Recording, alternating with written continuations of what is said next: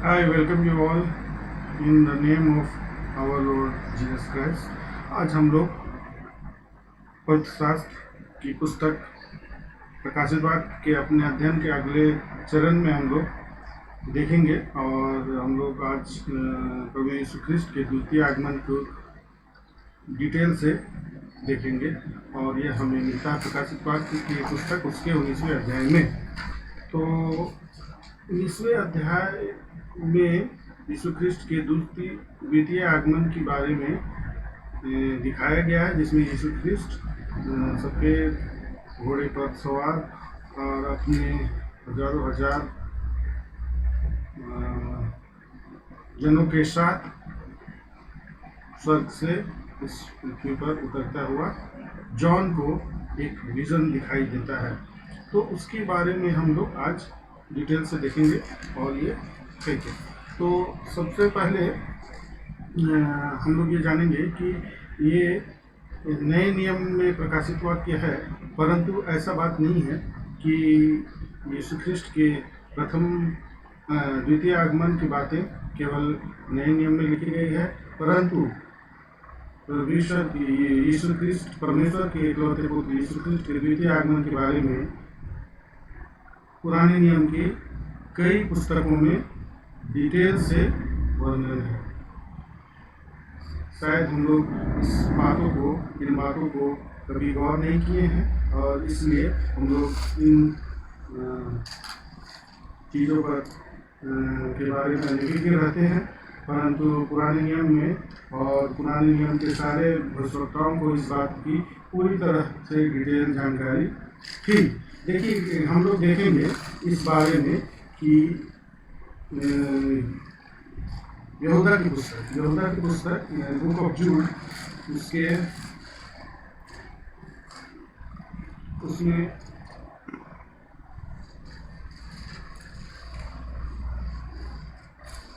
एक ही अध्याय है।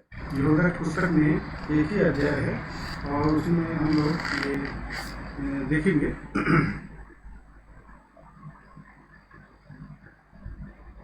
14वें पद में देखेंगे, हनोक ने भी जो आदम से 7वीं पीढ़ी में था, इनके विषय में यह भविष्यवाणी की, देखो प्रभु अपने लाखों पवित्रों के साथ आया कि सबका न्याय करे और सब भक्तिहीनों को उनके अभक्ति के सब कामों के विषय में जो उन्होंने भक्तिहीन होकर किए हैं और उन सब कठोर बातों के विषय में जो भक्तिहीन पापियों ने उनके विरोध में कही है, दोषी ठहराए। तो ये यहूदा को भी यहूदा की पत्री में इनको ये बातें मालूम, और हम लोग देखेंगे और भी हम लोग कई जगह पे देखेंगे। पुराने नियम के पुस्तक उसमें उसके हम लोग व्यवस्था विवरण ड्यूटरोनॉमी की पुस्तक उसके 33वें अध्याय में हम लोग देखेंगे। ये बहुत ही क्लासिकल एग्जाम्पल है। जो आशीर्वाद परमेश्वर के जन मूसा ने अपनी मृत्यु से पहले इस्राएलियों को दिया है, उसने कहा, मूसा ने अपनी मृत्यु से जस्ट पहले सारे इस्राएलियों को ये बातें कही। यहोवा सीनाई से आया और सैर से उनके लिए उदय हुआ। उसने पारान पर्वत पर से अपना तेज दिखाया और लाखों पवित्रों के मध्य में से आया। उसके दाहिने हाथ से उनके लिए ज्वालामय विधियाँ निकली। वह निश्चय देश देश के लोगों से प्रेम करता है। उसके सब पवित्र लोग तेरे हाथ में हैं, वे तेरे पाँव के पास बैठे रहते हैं। और उसी तरह हम लोग आगे भी देखेंगे। जकरिया की पुस्तक बुक ऑफ जकरिया उसके 14वें अध्याय, जिसमें यीशु ख्रिस्ट के द्वितीय आगमन के बारे में बताए गए हैं। उसके 4थे पद में हम लोग देखते हैं, जकरिया नबी की पुस्तक उसके 14वें अध्याय के 4थे पद में, उस दिन वह जैतून के पर्वत पर पांव रखेगा जो पूर्व की ओर यरूशलेम के सामने है। तब जैतून का पर्वत पूर्व से लेकर पश्चिम तक बीचों बीच से फटकर बहुत बड़ा खंड हो जाएगा। इसको हम लोग विजन व्यू के रूप में देखेंगे।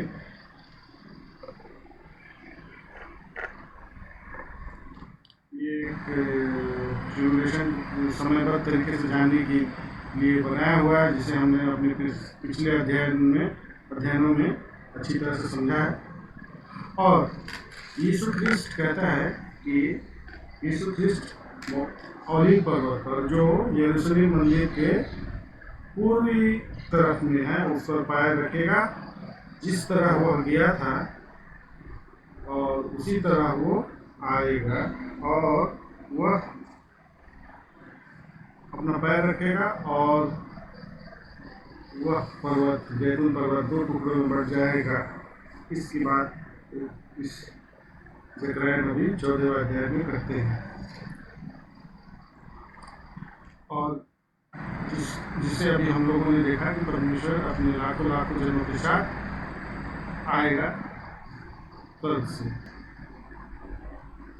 और भी कई बातें हैं हम लोग देखेंगे। दूसरा थिस्सलुनीकी और उसके एक पहले अध्याय में।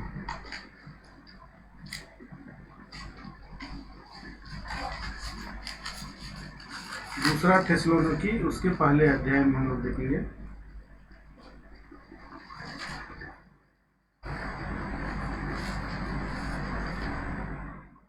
उसके 7वें पद में हम लोग देखेंगे।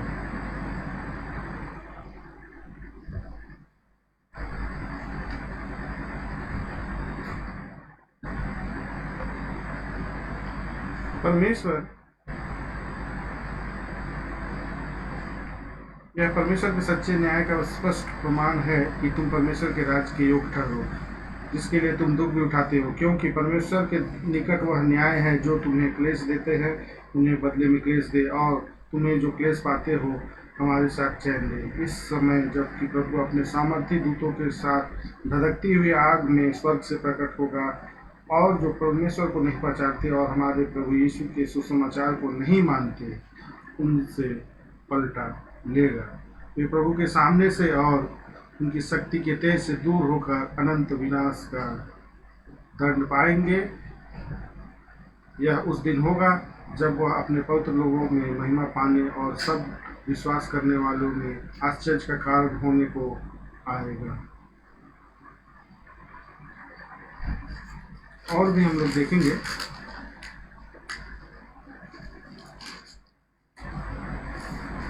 हबक्कुक नबी की पुस्तक उसके 3रे अध्याय में देखेंगे। इसमें इस नबी ने परमेश्वर के यीशु ख्रिस्ट के द्वितीय आगमन को बहुत ही डिटेल में और सबसे ज़्यादा वर्णन के रूप में, सबसे ज़्यादा डिटेल्ड रूप में बतलाया है।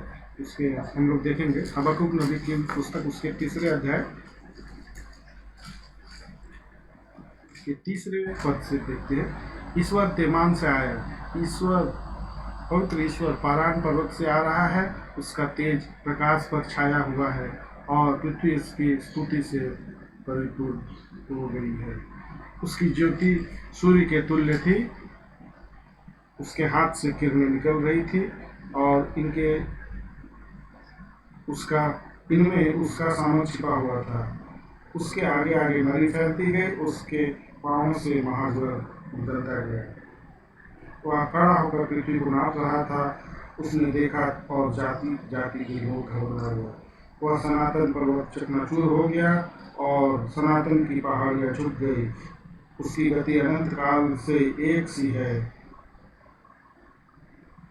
मुझे कुषाण के तंबू में रहने वाले दुख से दबे दिखाई पड़े और मिद्यान देश के डेरे डगमगा गए।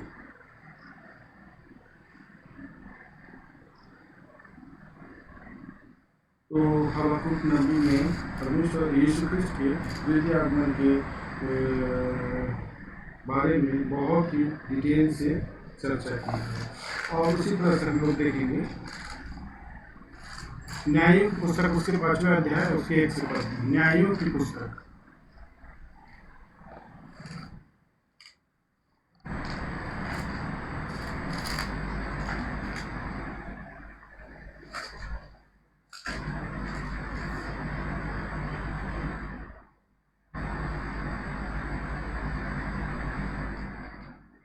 हे राजाओं सुनो, हे अधिपतियों कान लगाओ, मैं अपने यहोवा के लिए गीत गाऊंगी। यहोवा इसराइल के परमेश्वर यहोवा का मैं भजन करूंगी। हे यहोवा, जब तू देश सेईर से निकल चला, तब तू एदोम के देश में प्रस्थान किया। तब पृथ्वी डोल उठी और आकाश टूट पड़ा, बादल से भी जल बरसने लगे। यहोवा के प्रताप से पहाड़, इसराइल के परमेश्वर यहोवा के प्रताप से सेनाएं पिघल कर बहने लगा। ये दबोरा नबी, जो महिला नबी थी, बाइबल में हमें पुराने नियम में भी हम लोग देखते हैं कि ना ही केवल पुरुष परंतु स्त्री को भी परमेश्वर ने नबी नियुक्त किया, और ये दबोरा उन नबियों में से एक थी, और जिसने यह गीत गाया और जिसने उसने यीशु ख्रिस्त के द्वितीय आगमन को काफ़ी डिटेल में बताया है। और इसी तरह हम लोग आगे भी देखेंगे यशायाह नबी की पुस्तक, उसके 63 अध्याय में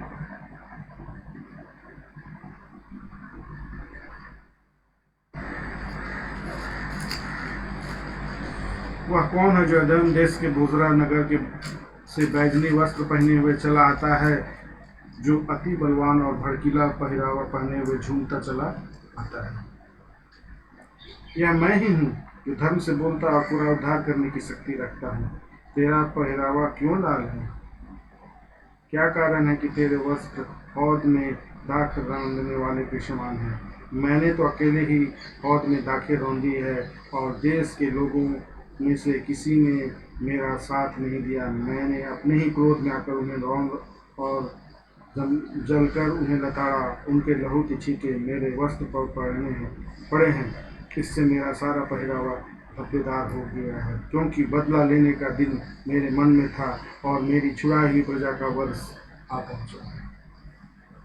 ये बिल्कुल ही स्पष्ट रूप से यशायाह ने अपने पुस्तक में 63वें अध्याय में यह यीशु ख्रिस्त के द्वितीय आगमन की बात बताई है, और उसकी प्रजा, उसकी छुड़ाई हुई प्रजा यानी इसराइलियों के छुड़ाने के दिन आ पहुँचे हैं। इसके बारे में बहुत ही क्लियर रूप से बताया है।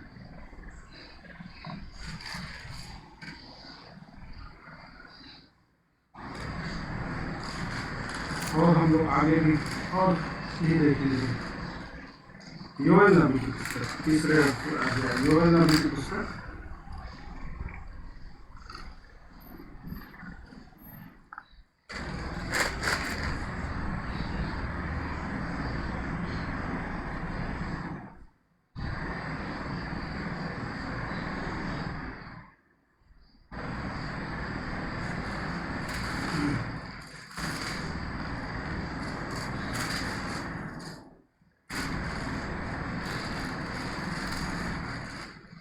उसके 3 अध्याय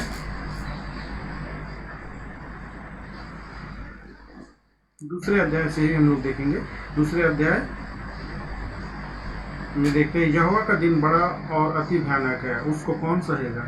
तो भी यहोवा की वाणी है, अभी भी सुनो, उपवास के साथ रोते पीटते अपने मन से फिरकर मेरे पास आओ। 3 अध्याय में देखते हैं हम लोग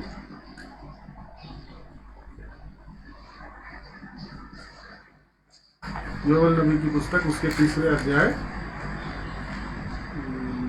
उसके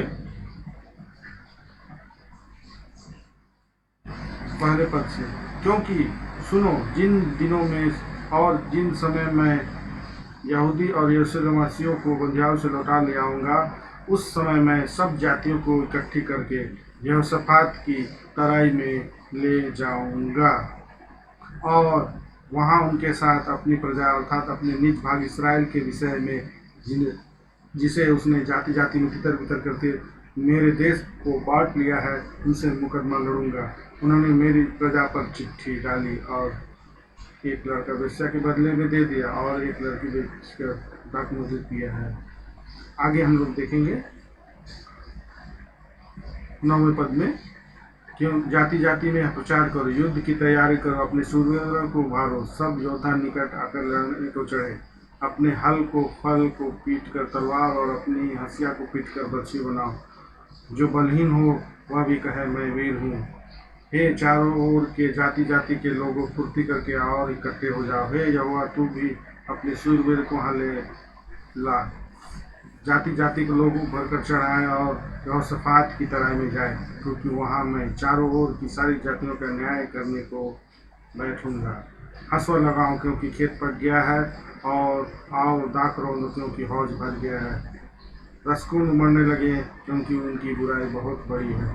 निपटारी की तराई में भीड़ की भीड़ है, क्योंकि निपटारी की तराई में यहोवा का दिन निकट है। सूर्य और चंद्रमा अपना प्रकाश न देंगे और न तारे चमकेंगे। तो योएल नबी जो जिन बातों के बारे में बताते हैं कि यहोशापात की घाटी, यहोशापात की घाटी ये क्या है? ये जजरियल वैली, यही है।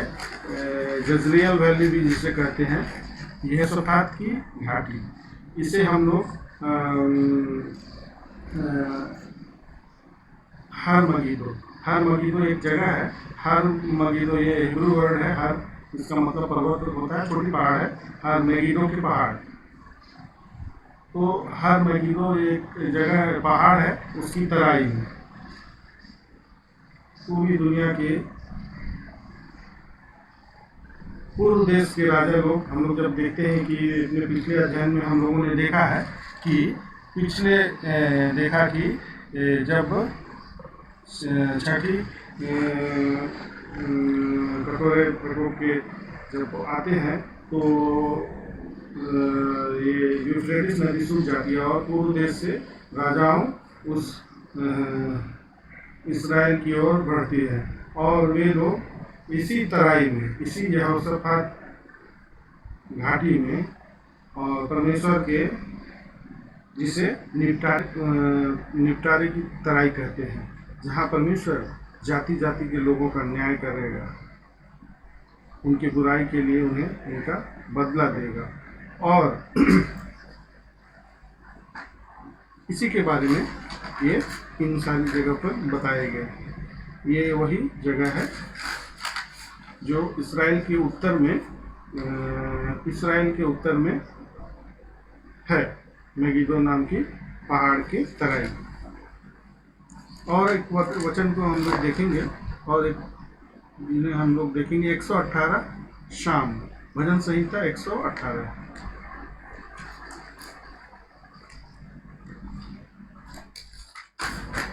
यहोवा का धन्यवाद करो, क्योंकि वह भला है और उसकी करुणा सदा की है।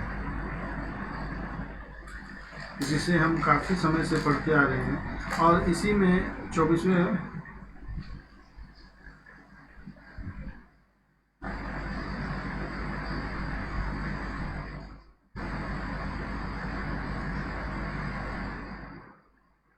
पूरे अध्याय को हम देखेंगे तो ये इसमें परमेश्वर यीशु ख्रिस्त के द्वितीय आगमन के बारे में ही बतलाया गया है। इसमें लिखा गया 26वें पद में, धन्य है वह जो यहोवा के नाम से आता है, जिसे हम लोग अक्सर ही अपने अध्ययन में या अपने आराधना में इस्तेमाल करते हैं। तो यीशु ख्रिस्त के द्वितीय आगमन के बारे में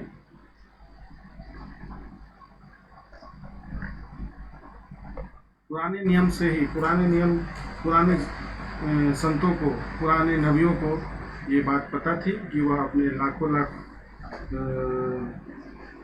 संतों के साथ, स्वर्गदूतों के साथ, सेना के साथ आग में जलता हुआ आएगा और इस पृथ्वी पर रहने वाले सारे बुराई करने वाले लोगों को न्याय करेगा। और इसकी चर्चा हम लोग अभी इन सारे पदों में हम लोगों ने देख लिया है। और वह इसी वैली में, जजरियल वैली में, जो यहोशापात की घाटी है और जो निपटारे की घाटी है, जिसमें यीशु ख्रिस्त सारे लोगों का न्याय करेगा। और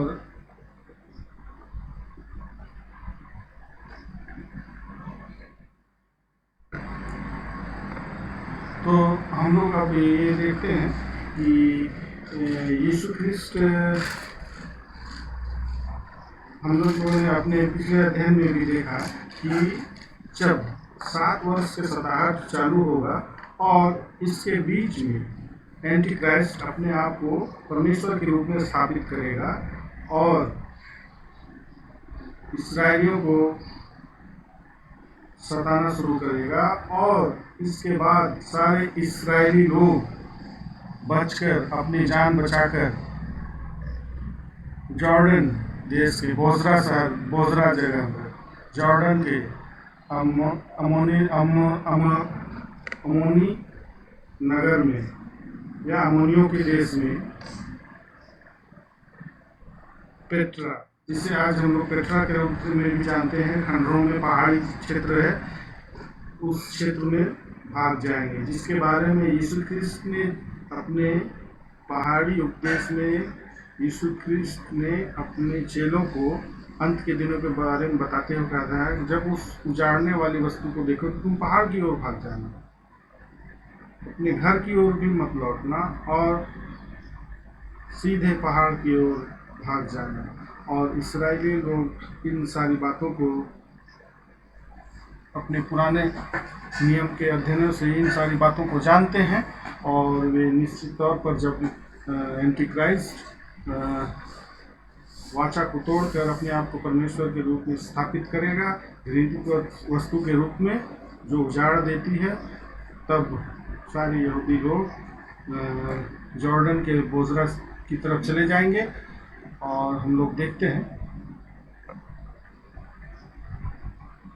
ये जॉर्डन में बोजरा की जगह है।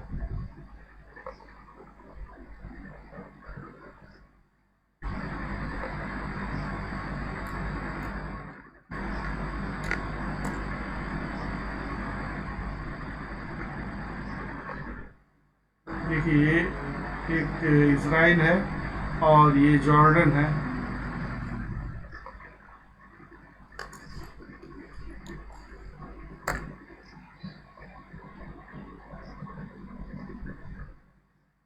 ये पेट्रा के हम लोग देखेंगे, ये पेट्रा की पहाड़ियाँ हैं, पेट्रा की पहाड़ियाँ हैं, और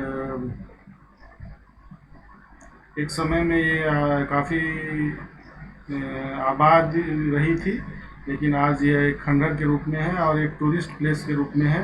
काफ़ी गुफाएं हैं और काफ़ी बड़ी एरिया है, और ये ही है पेट्रा, जिसे हम लोग बोजरा के रूप में भी पुराने नाम से जानते हैं। तो इस्राएली लोग अपने अंत के दिनों में अपनी जान को बचाने के लिए इसी पेट्रा में, इसी बोजरा में के इलाके में जाएंगे।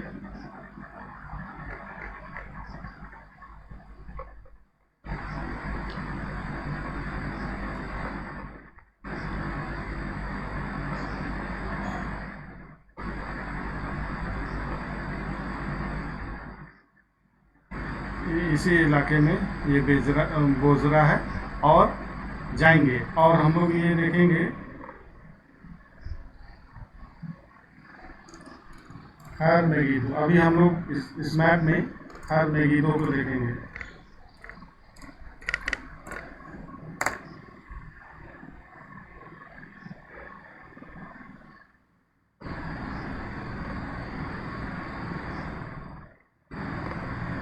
ये हर मेगिदो है, ये पहाड़ है और ये तराई है, जो मैदानी क्षेत्र सपाट मैदान जैसे दिख रहे हैं।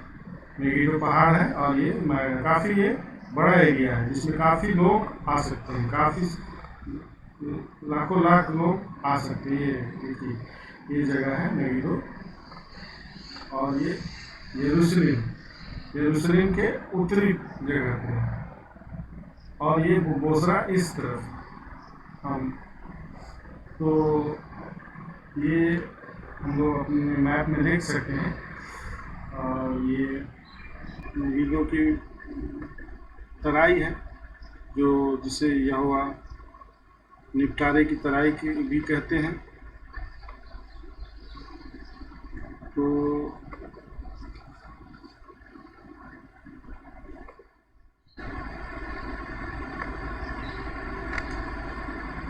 यीशु ख्रिस्ट द्वितीय आगमन में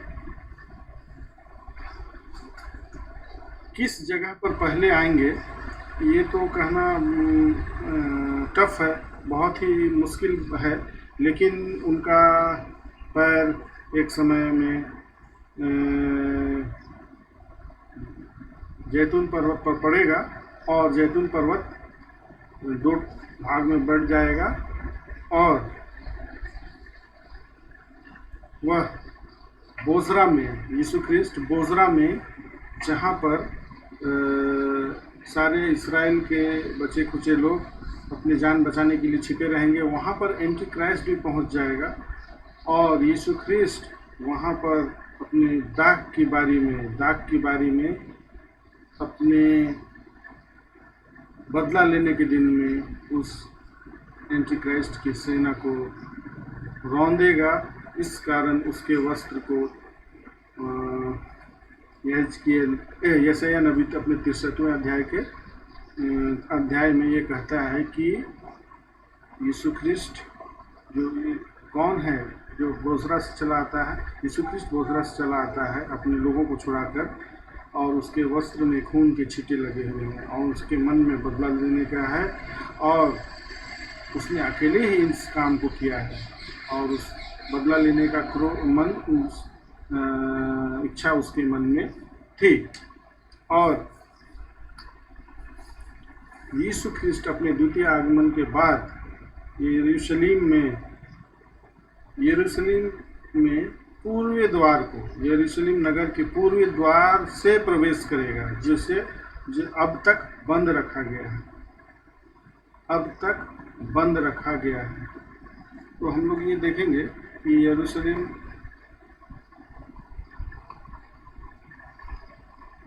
का ये गोल्डन गेट है या ये पूर्वी गेट है, जिसे बाद के दिनों में इतिहास में हम लोग देखेंगे टर्की के सुलेमान राजा ने इसे बंद करा दिया गया था और उसी से ये रिपेयर भी हुआ। ये पुरानी में ही रिपेयर है और इसे बंद करा दिया गया, क्योंकि ऐसा उस समय वर्णन था कि पवित्र शास्त्र में ऐसा वर्णन किया हुआ है कि यीशु ख्रिस्ट अपने द्वितीय आगमन में इस गेट से प्रवेश करेंगे और इस बात को यहूदी लोग जानते थे और वो सुलेमान जो कि उस समय इसराइल पर अपना शासन करता था, उसे भी पता थी, इसलिए कि इन लोगों का मसीहा इस गेट से होकर प्रवेश करेगा और उन्हें छुड़ाएगा।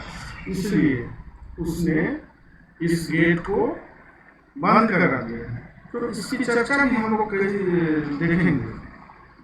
इसकी चर्चा भी शास्त्र पुराने नियम में की हुई है।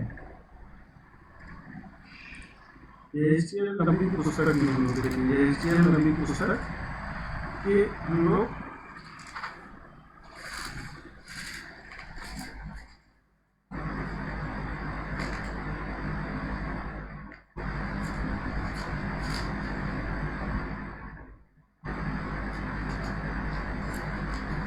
यहेजकेल नबी की पुस्तक के 40वें अध्याय में बाद में हम लोग एक मंदिर की रूपरेखा, यरूशलेम के मंदिर की रूपरेखा जो पिछले दोनों मंदिरों से अलग होगी, उसके बारे में काफ़ी डिटेल से बताई गई है और इसमें हम लोग देखेंगे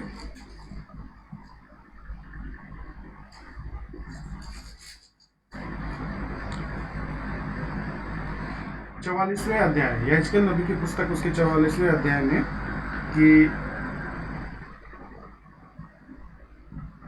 फिर वह मुझे पवित्र स्थान के उस बाहरी फाटक के पास लौटा ले गया जो पूर्वमुखी है और वह बंद था।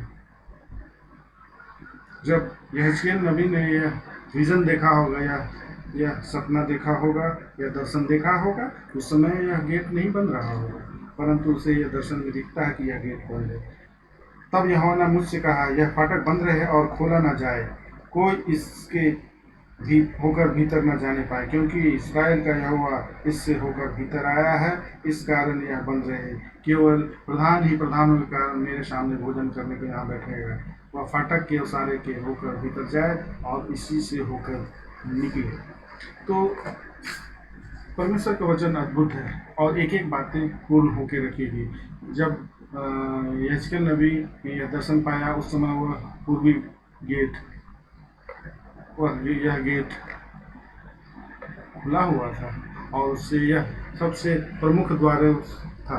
और शास्त्र हमें बताती है कि यीशु ख्रिस्त ने अपने प्रथम आगमन में, अपने प्रथम विजय प्रवेश में, अपनी क्रूस मृत्यु से पहले 10वें तारीख को, मतलब प्रथम महीने के 10वें तारीख को खजूर, जिसे हम लोग पलमारून रविवार के रूप में मनाते हैं, पलमारून पर्व के रूप में मनाते हैं, उसी दिन अपने विजय जुलूस के रूप में इसी गेट पर से होकर गदही के वरन लादू के बच्चे पर चढ़कर इसी गेट से प्रवेश किया था और होशाना होशाना के नारे लगे थे और लोगों ने उनके स्वागत में राजाओं के जैसा उनके लिए कारपेट, दरी और पेड़ के पत्ते, खजूर की डालियां बिछाई थी। और यीशु ख्रिस्त उसी रूप में द्वितीय आगमन में इसी गेट से प्रवेश करेगा। यह अद्भुत है। तो हम लोग आज यह अपने अध्ययन में देखते हैं। आज हम लोगों ने अपने अध्ययन में परमेश्वर के यीशु ख्रिस्त के, जो कि परमेश्वर हैं, उसके द्वितीय आगमन के बारे में काफ़ी डिटेल से जानने की कोशिश की है। और यीशु ख्रिस्त आएंगे तो सिनाई पर्वत पिघल जाएगा और वह आग होकर आएगा, शेर के रूप में आएगा। हम लोग उत्पत्ति की पुस्तक उसके 50वें अध्याय में देखते हैं, जब याकूब अपने 12 पुत्रों को जो आशीर्वाद देते हैं, तो उसमें यहूदा को बकरी, मेमना और शेर के रूप में आशीर्वाद देते हैं। और इसलिए यीशु ख्रिस्त यहूदा के गोत्र में से होकर पहले आगमन में मेमने के रूप में आया, और जब वह द्वितीय आगमन में आएंगे तो एक शेर के रूप में आएंगे, जो उनके आगे आगे आग चलेंगे और पीछे पीछे सारे कुछ भस्म देंगे। God is a consuming fire. परमेश्वर भस्म करने वाली आग है। जब चलता है तो सारे अशुद्ध चीज भस्म हो जाती है, कुछ भी अशुद्धियाँ बचती नहीं है। तो हम लोग इसलिए बचेंगे, या हम लोग तो परमेश्वर के साथ रैप्चर में उनके साथ ही लौटेंगे, जो बचाए जाएंगे, परंतु जो भी उस पर उन पर विश्वास करेंगे और तो वही बचेंगे। और सारी चीजें पिघल जाएंगी। और इसी चीज को हम लोग और भी देखते हैं कि जब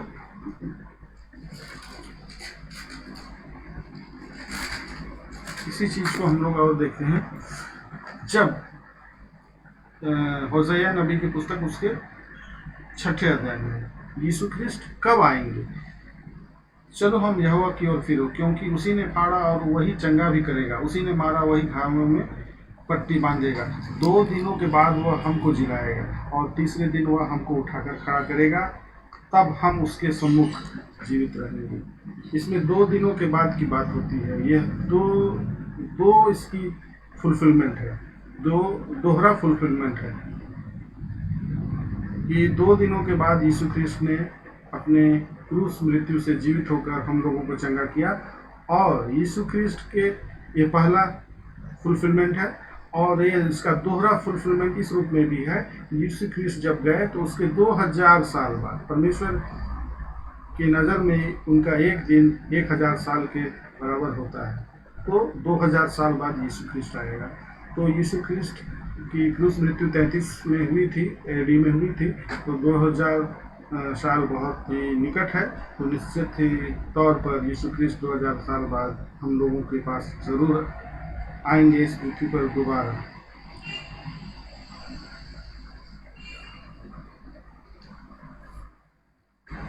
और हम लोग देखेंगे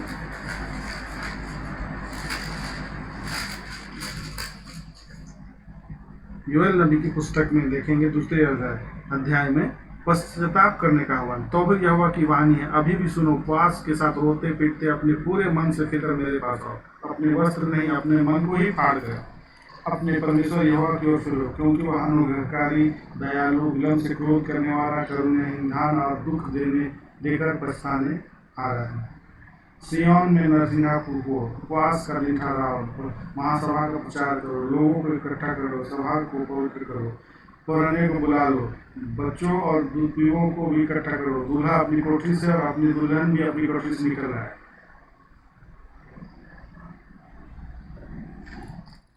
तो पूरे इस्राएल जाति के द्वारा उस समय में उपवास किया जाएगा और उनके द्वारा पवित्र सभा किया जाएगा और वे गिड़गिड़ाएंगे और दूल्हा दुल्हन भी अपने यहाँ से निकलेंगे और दूध पिए बच्चे लोग भी रो रोकर परमेश्वर पे अपनी प्रार्थना करेंगे। तब जाकर यीशु ख्रिस्ट आएंगे। और भी हम लोग देखते हैं, जकरयाह नबी की पुस्तक देखेंगे।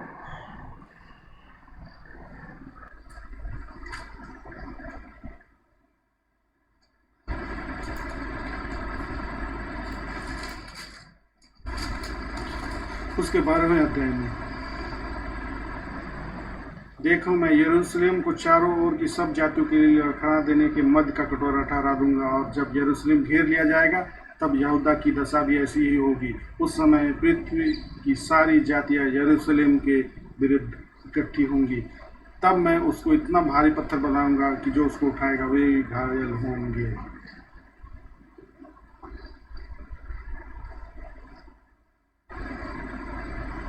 इसमें हम लोग 10वें पद में देखेंगे, मैं दाऊद के घराने और यरूशलेम के निवासियों पर अपनी अनुग्रह करने वाली और प्रार्थना सिखाने वाली आत्मा उंडेलूंगा। तब वे मुझे ताकेंगे, अर्थात जिसे उन्होंने बेधा है, और उनके लिए ऐसे रोएंगे जैसे इकलौते पुत्र के लिए रोते पीटते हैं, और ऐसा भारी शोक करेंगे जैसे पहले पुत्र के लिए करते हैं।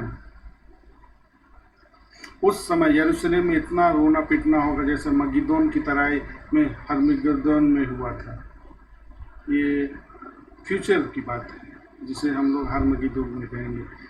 सारे देश में विलाप होगा, हर एक परिवार में अलग अलग, अर्थात दाऊद के घराने का परिवार अलग, उनकी स्त्रियां अलग, नातान के घराने का परिवार अलग, उनकी स्त्रियां अलग, लेवी के घराने का परिवार अलग और उनकी स्त्रियां अलग, सिमोन का परिवार अलग और उनकी स्त्रियां अलग, और जितने परिवार रह गए हों हर एक परिवार अलग अलग और इनकी स्त्रियां भी अलग अलग। उस समय दाऊद के घराने और यरूशलेम के निवासी के लिए पाप और मलिनता धोने के निमित्त एक बहता हुआ सोता फूटेगा। ये बातें अंत के यीशु ख्रिस्त के आने की एकदम तुरंत पहले होगी।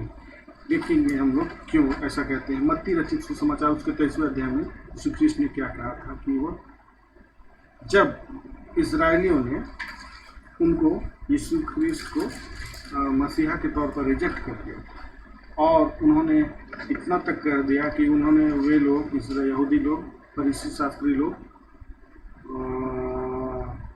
कहने लगे कि यीशु ख्रिस्ट आप तो दुष्टात्मा की सहायता से चंगा करते हैं।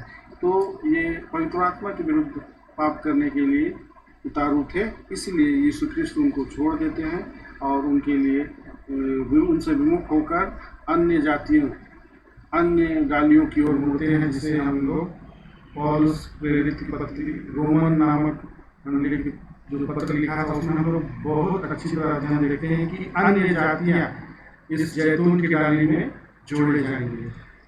यीशु परमेश्वर ने यहूदियों का मन इसलिए कठोर किया ताकि अन्य जातियों का उद्धार हो और अन्य जातियां उस मुख्य तना में जोड़ी जाए और हम लोग उस ओलिव जैतून के पेड़ में जोड़े गए। परंतु अंत में परमेश्वर उन लोगों की ओर मुड़ेंगे और उनका भी उद्धार करेंगे। इस प्रकार की योजना परमेश्वर अपनी पूरी करेगा। 23वें अध्याय के मत्ती रचित सुसमाचार 23वें अध्याय के 37वें पद में देखिए, हे मार डालता है और जो तेरे पास भेजे गए उन पर पथराव करता है। कितनी ही बार मैंने चाहा कि जैसे मुर्गियां अपने बच्चे को अपने पंखों के नीचे इकट्ठा करती है, वैसे ही मैं भी तेरे बालकों को इकट्ठा कर लूँ, परंतु तुमने ना चाहा। देखो तुम्हारा घर तुम्हारे लिए उजाड़ छोड़ा जाता है, क्योंकि मैं तुमसे कहता हूँ अब से जब तक तुम न कहोगे धन्य है वह जो प्रभु के नाम से आता है, तब तक तुम मुझे फिर कभी न देखोगे।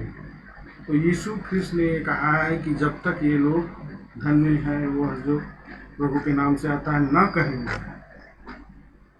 तब तक वो दोबारा नहीं आएगा। और यह कब कहेगा? दानियल नबी की पुस्तक हम लोग देखेंगे, उसके 12वें अध्याय में।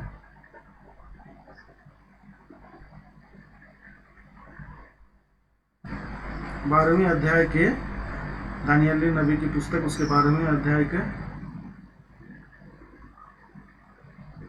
5वें पद से हम लोग देखते हैं। यह सब सुन मुझ दानियल ने दृष्टि करके क्या देखा कि 2 पुरुष खड़े हैं, एक तो नदी के इस तट पर और दूसरा नदी के उस तट पर है। वह जो पुरुष सन का वस्त्र पहने हुए नदी के जल के ऊपर था, उसने उस पुरुष में से एक से पूछा, इन आश्चर्य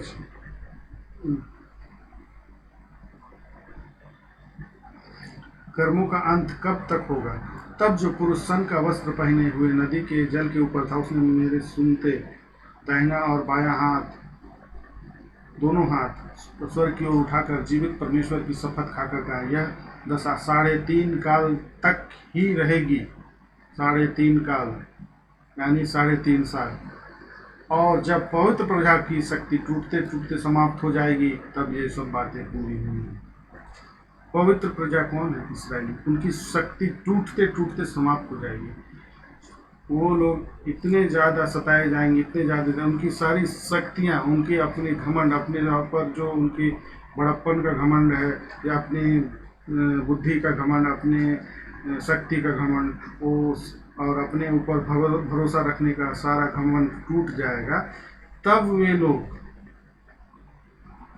अभी हम लोगों ने जो यह जकरयाह नबी की पुस्तक उसके 12वें अध्याय में जो प्रेयर नेशनल रिपेंटेंस, जो पूरी इसराइल के नेशनल रिपेंटेंस यानी पूरे इसराइल के एक एक घराने, दूध पिए बच्चे, दूल्हा दुल्हन, सारे लोग उपवास करेंगे और रोएंगे पीटेंगे और यीशु ख्रिस्ट को आते हुए देखेंगे और इकलौते पुत्र के रूप में विलाप करेंगे। और यह कब होगा? देखिए, हम लोग परमेश्वर के भजन संहिता में देखेंगे 113 113 से भजन संहिता 113 से लेकर 118 तक की जो पुस्तक है, जिसे ये यहूदी लोग अपने डे ऑफ एटोनमेंट यानी परमेश्वर के छठवें पर्व, अपने छठवें पर्व, जो उनकी छुटकारे का जो पर्व होता है, जो उनके जिस दिन पर वे लोग साल में एक बार मेमना का बलिदान, मेमने के रट को लेकर परमेश्वर की पवित्र वेदी पर जो उनका याजक, महायाजक उस साल का होता था, वो लेकर उस पर उस वाचा के संदूक पर छिड़कता था और उसी दिन पर के अवसर पर इस गीत को गाते थे। और उसमें ये हम लोग देखते हैं 118वें के 26वें में, धन्य है वह जो यहोवा के नाम से आता है, हमने तुमको यहोवा के घर से आशीर्वाद दिया है। तो उस समय निश्चित तौर पर यह समय पर भी परमेश्वर का उसी पर्व के समय होगा। यह परमेश्वर के डे ऑफ अटेनमेंट 7वें महीने के 10वें तारीख, 7वें महीने के पहली तारीख को फीस्ट ऑफ ट्रम्पेट मनाया जाता था, जिसमें 100 तुरही फूकी जाती थी। और 10वें दिन को फीस्ट ऑफ एटोनमेंट, उसके छुटकारे का त्यौहार मनाया जाता था, जिसमें वे लोग उपवास रखते थे, महासभा रखते थे और इन गीतों को गाया करते थे 118। और इसके बाद हम लोग देखेंगे झोपड़ियों का पर्व। तो इस गीत को जब गाएंगे यीशु ख्रिस्ट के लिए और उसे स्वीकार करेंगे, और सारे कुल, सारे बच्चे, दूध पीवे बच्चे, छोटे बड़े, स्त्री पुरुष, हर एक कुल 12 को, तो सारे लोग की शक्तियाँ जब समाप्त हो जाएगी, जिनके पास अब बचने का कोई उपाय नहीं रहेगा एंटी क्राइस्ट की सेना से, तब वे लोग अपने मसीहा को याद करेंगे और इस गीत को गाएंगे कि धन्य है वह जो परमेश्वर के नाम से आता है और उसे पुकारेंगे सहायता के लिए, तब यीशु ख्रिस्त का द्वितीय आगमन होगा। परमेश्वर का वचन अद्भुत है और परमेश्वर का पूरी पवित्र शास्त्र में एक एक वचन इतनी रूप से कोहेरेंट है, एक दूसरे से इतने सुंदर ढंग से मिला हुआ है कि आप और हम लोग आश्चर्यचकित हो जाते हैं कि कोई मनुष्य कैसे कर इतनी सुंदर बातों को, जिस पुस्तक को, इस पवित्र शास्त्र की पुस्तक को, जिससे कई नबियों ने, कई लेखकों ने अलग अलग समय में हजारों साल के अंतर में लिखा, पुराने नियम और नए नियम के, और सारी बातें फिट बैठती है और सारी बातें एक दूसरे से मेल खाती है। तो आज हम लोगों ने परमेश्वर यीशु ख्रिस्ट के, जो हम लोग के लिए परमेश्वर हैं और निश्चित तौर पर त्रिएक परमेश्वर हैं, और उनके द्वितीय आगमन को हम लोगों ने विस्तार से जाना। और यह एक कॉम्प्लेक्स विषय है और जिसे पूर्व काल के नबी लोग से ही, सारे लोग ही हम लोग देखते हैं, हनोक से लेकर सारे लोग जो अब आदम की 7वीं पीढ़ी था, उनको भी यह पता था कि यीशु ख्रिस्ट अपनी द्वितीय आगमन लाखों लाख स्वरूपों के साथ आएंगे। तो आज के लिए बस इतना ही। हम लोग अपने अगले अध्ययन में इसके बाद आगे बढ़ेंगे। तब तक के लिए bye, in the name of Jesus Christ, आमीन।